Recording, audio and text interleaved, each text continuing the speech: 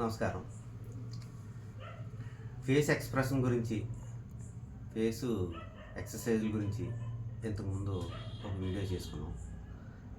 దానికి కంటిన్యూగా మరొకటి చేస్తున్నాను. నటుడు అవ్వాలనుకున్న వాళ్ళకి ఫేస్లో అన్ని భావాలు పలకగలగాలి, చూపించగలగాలి. ఎక్స్ప్రెషన్స్ అలా చూపించాలంటే కొంత ప్రాక్టీస్ చేయాలి కదండి. ఇప్పుడు ఒక బాడీ బిల్డర్ ఉన్నాడు అనుకోండి, రాత్రికి రాత్రే కండలు పెంచలేడు కదా. ఒక స్టూడెంట్ ఎగ్జామ్ రాయాలంటే రాత్రే రాసి పాస్ అవ్వలేడు కదా. మనం నటులు, మనం కూడా అంతే, నిరంతరం ప్రాక్టీస్ చేయాలి. సపోజు నటుడు ఫేస్ ఎలా ఉండాలంటే, ఒక పూరి కానీ చపాతీ కానీ చేసేటప్పుడు ముద్ద ఉంటుంది కదా, మైదాపిండి ముద్ద, ఎటు నొక్కితే అటు బెండ్ అవుతుంటుంది. అలా బాడీని తిప్పగలగాలి. అందులో భాగంగా నాకు తెలిసినవి కొన్ని చూపిస్తాను. ఫేస్కి సంబంధించి కొన్ని చెప్తాను.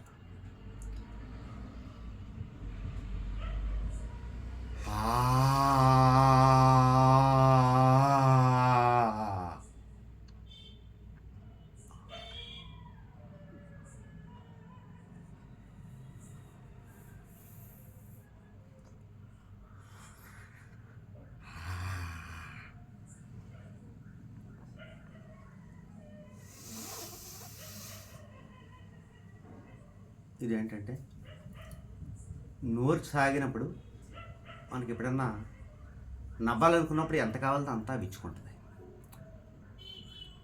అలాగే నోరు నుదురు ముడుచుకున్నప్పుడు కోపాన్ని వ్యక్తపరచడానికి ఉపయోగపడుతుంది. కోపంలో ఎప్పుడు కళ్ళు విప్పార్చకూడదు, దగ్గరికి ముడచాలి. పురుగుటి కూడా అంతే. నోరు కూడా చాలా ఎంత క్లోజ్ చేస్తే ఎలకలాగా అంత క్లోజ్ అవ్వాలి. అలాగా. అదే నవ్వు అలా సాగుతుంది కాబట్టి దాన్ని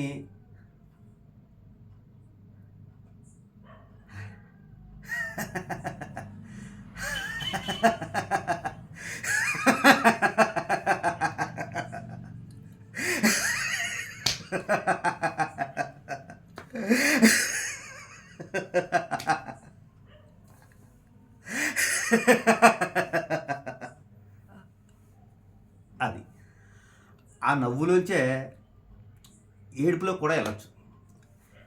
మాకు ఏడుపు రావట్లేదండి, ఎంతసేపు చేసినాను నవ్వే వస్తుందంట. ఏడుపు రావాలంటే కళ్ళను తదేకంగా ఒకే వైపు రెప్ప అరచకుండా ఒక్క 2 నిమిషాలు కానీ 5 నిమిషాలు కానీ చూడగలిగితే మీరు కళ్ళలో వాటంతట అదే నీరు వస్తుంది, భావం మారుతుంది. సపోజ్ మళ్ళీ చూపిస్తాను. ఇదే నవ్వులోంచి ఏడుపులోకి ఎలా వెళ్ళాలా.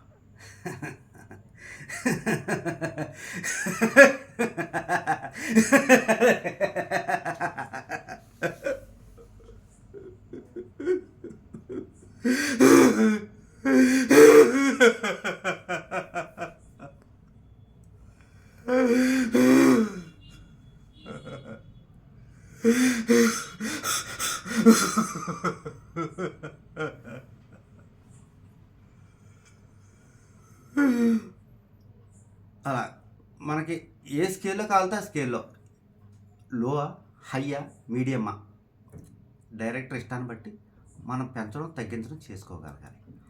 అలాగే ఈ దవడ మీకు ఎంత కావాలో అంత సాగగలగాలి. అలా సాగాలంటే ఇందులో కూడా కొంచెం ఎక్సర్సైజ్ ఉన్నాయి. సపోజ్ నోరు ఉంది,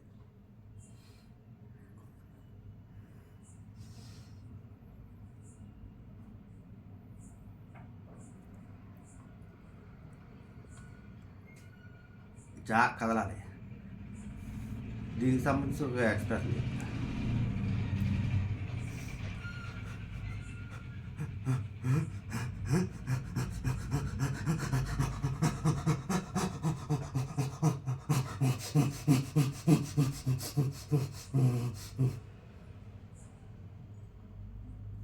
పక్షపాతం వచ్చినట్టుగా, అంటే మీ చేసే ఎక్సర్సైజ్ని బట్టి అది ఎంత అందంగా రావాలో అంత అందంగా సీన్లో పలికించవచ్చు. ఓకే. తర్వాత పెదాలు ఉన్నాయి. కోపానికి. అలాగే నవ్వుకి చెప్పుకున్నాం. ఈ పెదల్ని పైకి కిందకి ఆడించాలి. ఒకటి